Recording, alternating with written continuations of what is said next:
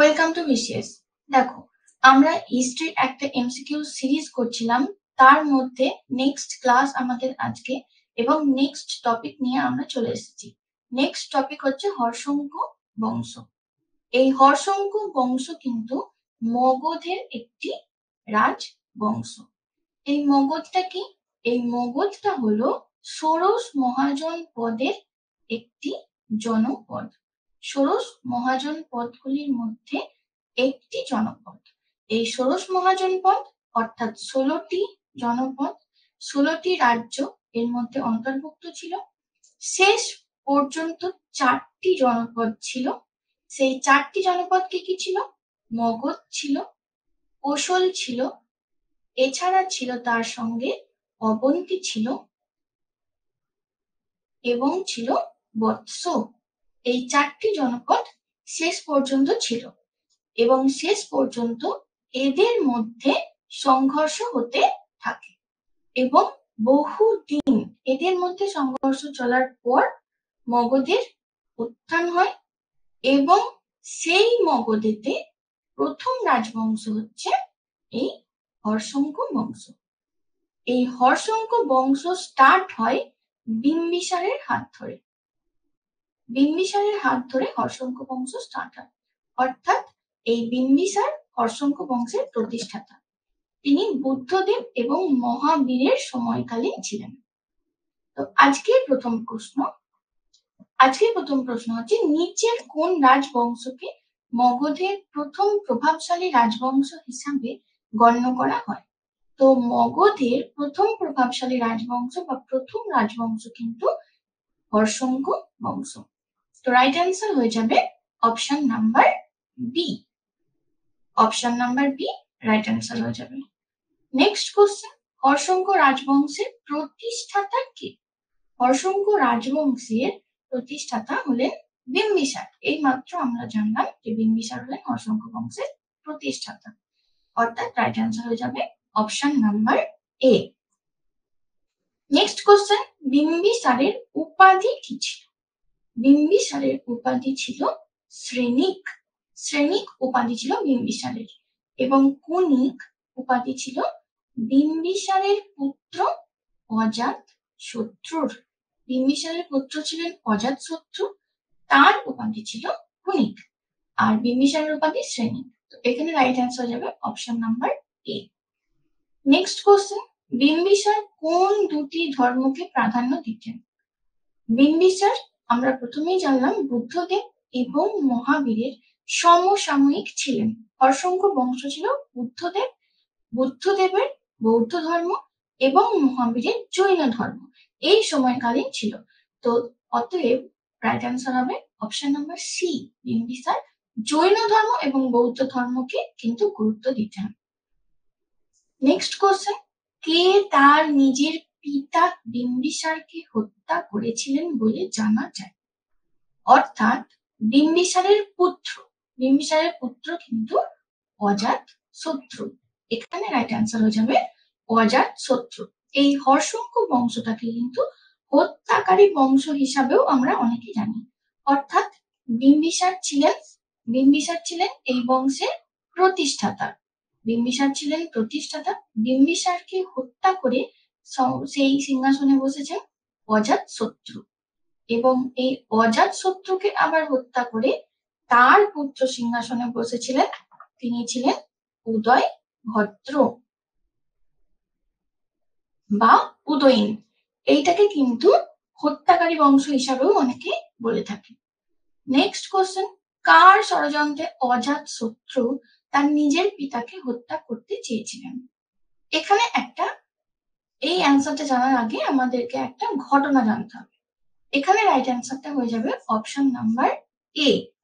Option number এ, দেবদত্ত। এবার এই দেবদত্ত কে ছিলেন? দেবদত্ত কেন পরামর্শ করে অজাতশত্রুর পিতাকে হত্যা করালেন? দেবদত্ত ছিলেন বুদ্ধের অর্থাৎ গৌতম বুদ্ধের ব্রাদার ইনল বা কাজিন, মানে দুটোই তিনি কিন্তু ছিলেন। তো তার সঙ্গে মানে এই দেবদত্তের বোনের সঙ্গে কিন্তু বুদ্ধদেবের বিবাহ হয়েছিল।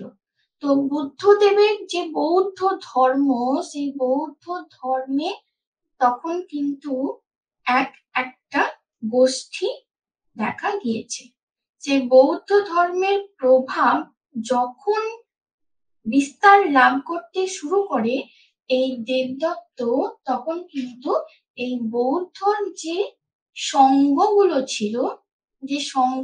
ছিল তার একটা নেতা তিনি হতে চেয়েছিলেন, সংঘের নেতা তিনি হতে চেয়েছিলেন।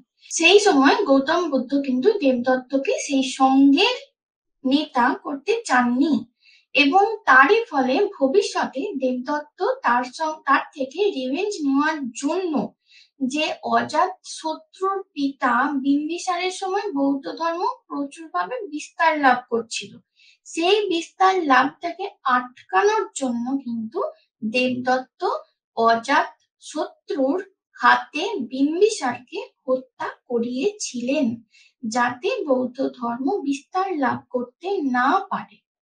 ওকে, তো নেক্সট কোশ্চেন, এমন একটি শক্তিশালী অস্ত্রের নাম বলো যা ভাজ্জি জয় করার সময় একটি গুরুত্বপূর্ণ কার্য সম্পাদন করেছিল। তো ভাজ্জি জয় করেছিলেন অজাত শত্রু। ভাজ্জি একটি জায়গা, সেই জায়গা জয় করেছিলেন কিন্তু অজাত শত্রু, এবং সেই সময় গুরুত্বপূর্ণ অস্ত্র যেটা কার্য সম্পাদন করেছিল সেটা হচ্ছে মহাশিলকণ্টকা, অর্থাৎ রাইট অ্যান্সার হয়ে যাবে অপশন নাম্বার ডি। এইটি হচ্ছে একটা পাথর ছোঁড়ার যন্ত্র, পাথর ছোঁড়া হয় এই যন্ত্রটা দিয়ে, এই যন্ত্রটা তখন গুরুত্বপূর্ণ একটা ভূমিকা রেখেছিল। নেক্সট কোশ্চেন, রথমুশালা রথ অজাতশত্রুকে কোন রাজ্য জয় করতে সহায়তা করেছিল? এইটার রাইট অ্যান্সার হয়ে যাবে লিচ্ছাভিষ। রাইট অ্যান্সার হয়ে যাবে অপশন নাম্বার সি। তো দেখো, আমরা হর্ষঙ্ক বংশ পড়তে গিয়ে দেখছি যে কত খুঁটিনাটি জিনিস আমরা দেখতে পাচ্ছি। এই সমস্ত খুঁটিনাটি জিনিস কিন্তু সমস্ত পরীক্ষার জন্য আমাদের প্রয়োজন হয় না, আমাদের একটা ওভারঅল ধারণা দরকার সমস্ত পরীক্ষার জন্য।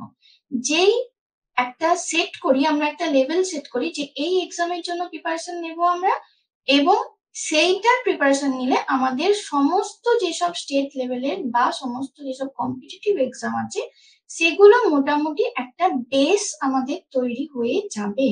এবং তোমরা অনেকেই জিজ্ঞাসা করেছো যে এর জন্য কি ফলো করব, আমরা বিগিনার বা আমরা অতটা বুঝতে পারছি না কোনগুলো পড়বো কোনগুলো ছাড়বো, যেমন ফুড এসআই, তোমার ক্লার্কশিপ, এই যে জিনিসগুলো, এগুলোর জন্য আমরা যদি WBCS প্রিলিমস লেভেলকে টার্গেট রেখে পড়ি তাহলে কিন্তু তোমরা অনায়াসে এই যে এক্সাম গুলো আছে এগুলোর জন্য তোমাদেরকে আর এক্সট্রা করে কিছু পড়তে হবে না।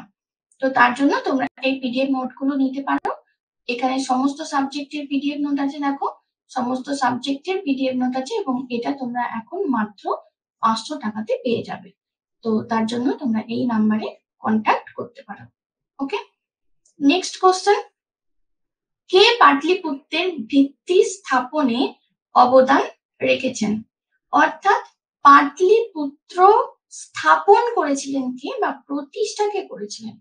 পাটলিপুত্র যে শহরটা ছিল সেই শহরটা ছিল কিন্তু গঙ্গা এবং সোন নদীর মাঝামাঝি একটা জায়গায়, যেখানে যদি কেউ রাজধানী স্থানান্তরিত করে সেখানে শত্রুরা আক্রমণ করতে খুব ভয় পাবে।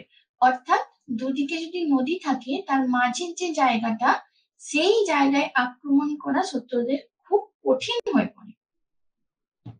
আর এই পাটলিপুত্রে উদয়ন বা উদয়ভদ্র পাটনা শহর বা পাটলিপুত্রের স্থাপন করেছিলেন এবং সেখানে রাজধানী স্থানান্তর করেছিলেন।